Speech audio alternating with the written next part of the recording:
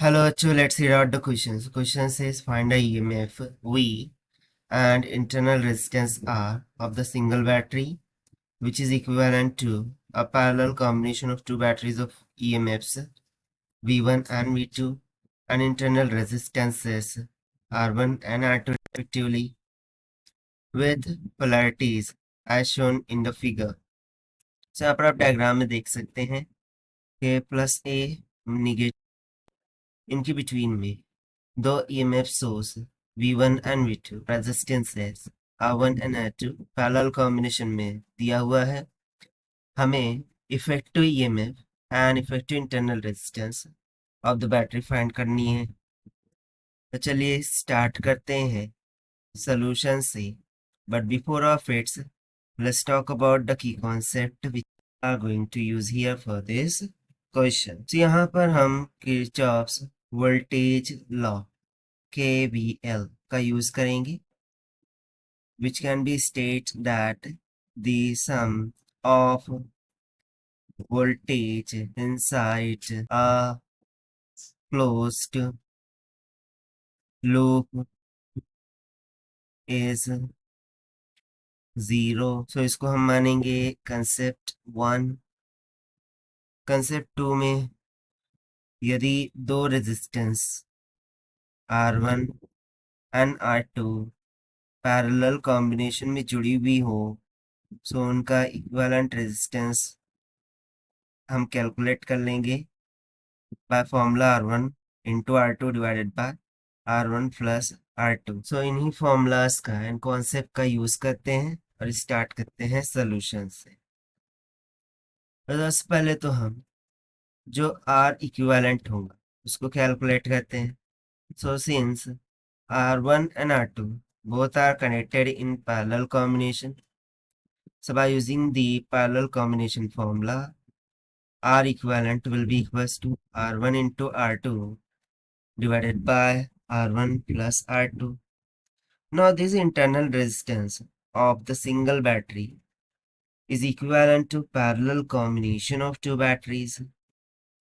Now to find the equivalent EMF, we will use Kirchhoff's voltage law to the loop. So हम इस loop के लिए Kirchhoff's voltage law का use करेंगे।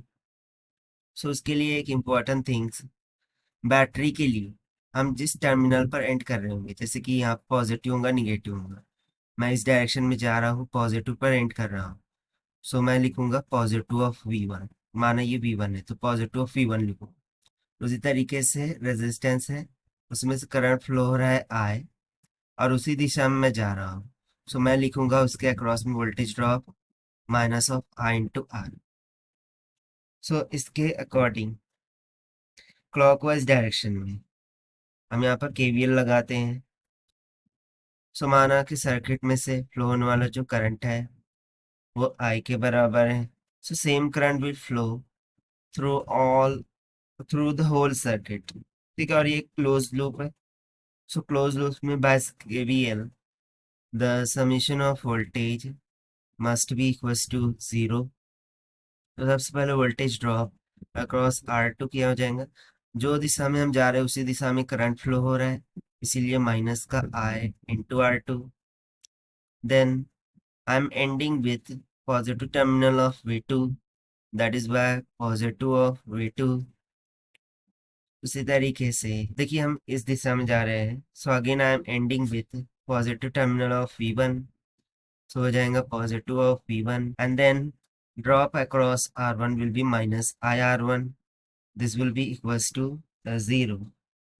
तो यहाँ से यदि मैं कॉमन निकालूं करंट को, सो इनटू द ब्रैकेट क्या बच जाएगा R1 प्लस में R2, अब V1 V2 उधर जाके V1 प्लस में V2 हो जाएगा।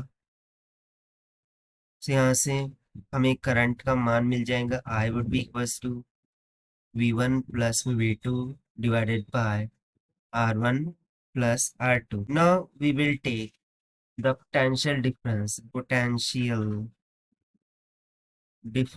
from A to B throughout the lower part, यानी कि मैं इस तरीके से जा रहा हूँ, सो उस दौरान पोटेंशियल डिफरेंस क्या होगा? एट ए पोटेंशियल होगा वी ए प्लस में I R one minus V B is equals to 0। So यहाँ से हम पोटेंशियल डिफरेंस निकाल सकते हैं कि वी ए माइनस का V B is equals to, okay, जो which is left V one, so minus का वी वन उधर जाके क्या हो जाएगा? प्लस का V one.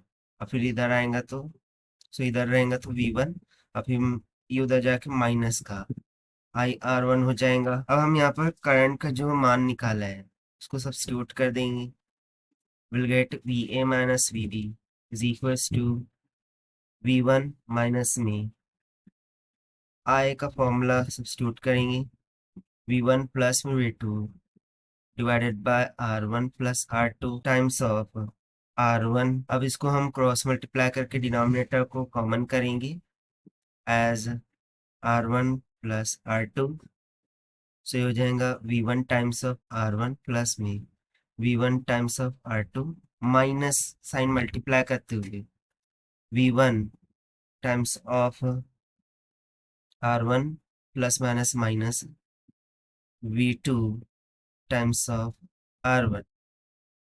So plus V one R one minus V one R one cancel, will remains v1 r2 minus में v2 r1 divided by r1 plus r2। तो देखिए va माइनस vb यही तो ईएमएफ को indicate कर रहा है for the battery.